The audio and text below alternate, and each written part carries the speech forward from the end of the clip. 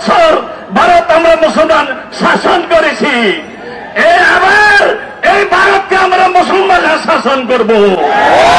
বাংলাদেশ দখল করার চিন্তা ভাবনা করিও না, আমরা দিল্লি দখল করব, দিল্লি শাসন করব।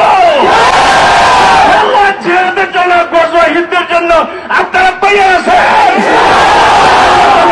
আমাদেরকে বিশ্বাস শাসন করার জন্য, বিশেষ করে ভারতকে দখল করার জন্য আমাদের আল্লাহ কবুল করেন। সবাই বলেন এই হাসিনা আওয়ামী লীগ বিদায় হয়ে গেছে, আর 100 বছরেও বাংলাদেশের আর মাথা উঠাতে পারবে না।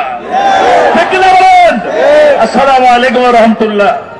সংগ্রামী তাওহীদি জনতা, দর্শক আপনারা দেখতে পাচ্ছেন এই মুহূর্তে বাইতুল মুকাররমের উত্তর গেটে হেফাজতে ইসলামের হাজার হাজার নেতাকর্মীরা রয়েছেন।